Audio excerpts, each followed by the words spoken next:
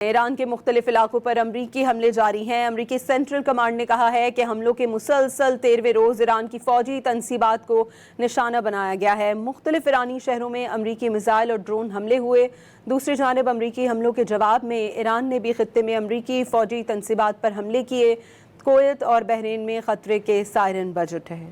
امریکی سینٹ کام نے مسلسل 13ویں رات ایران پر حملے مکمل کرنے کا اعلان کر دیا۔ سینٹ کام کے جاری بیان میں دعویٰ کیا گیا ہے کہ ان حملوں میں ایرانی فوج کے کمانڈ مراکز، ڈرون ذخیرہ کرنے کی تنصیبات، مواصلاتی نیٹ ورکس، ساحلی نگرانی کی تنصیبات اور ایرانی بحری صلاحیتوں کو نشانہ بنایا گیا۔ ایرانی میڈیا کے مطابق آج صبح بندر عباس، اہواز، امیدیہ، جاسک، کشم، خرم آباد، خنداب، کنارک اور دیگر شہروں میں دھماکے سنے گئے۔ شہر اہواز کے قریب امریکی میزائل حملے میں 4 افراد شہید اور 5 زخمی ہوئے۔ امریکی میزائل حملوں میں خوزستان صوبے کے اندیشمک اور امیدیہ کے اطراف کے علاقوں کو بھی نشانہ بنایا گیا۔ کسی جانی نقصان کی اطلاع نہیں ملی۔ ایران کی نیم سرکاری خبر ایجنسی تسنیم نیوز نے مبینہ طور پر طیارے میں آگ لگنے کی ویڈیو جاری کر دی۔ ملبہ جلتا ہوا گرنے کی اس ویڈیو کے حوالے سے کہا جا رہا ہے کہ واقعے میں امریکی طیارہ تباہ ہو گیا۔ صوبہ کرمان پر امریکہ کا ٹام ہاک کروز میزائل بھی فضا میں تباہ کرنے کا دعویٰ کیا گیا ہے۔ پاسداران انقلاب کے مطابق موسان گاؤں اور کشم جزیرے کے قریب دھماکوں کے بعد کہنوج کی فضاؤں میں ٹوما ہاک میزائل تباہ کیا گیا۔ امریکی حملوں کے جواب میں ایران نے پلٹ کر وار کیا۔ ایران کی جانب سے کویت میں امریکی اہداف پر ایک بار پھر حملہ کیا گیا۔ ایرانی میڈیا کے مطابق علی السالم فوجی اڈے کو ڈرون اور میزائلوں سے نشانہ بنایا گیا۔ بحرین میں ایمیزون کے ڈیٹا سینٹر پر تباہی کی سیٹلائٹ تصاویر بھی سامنے آ گئیں۔ پاسداران انقلاب نے گزشتہ دنوں ایک جدید وار ہیڈ میزائل سے ایمیزون ڈیٹا سینٹر پر حملہ کیا تھا۔ بحرین میں خطرے کے سائرن بھی بجے۔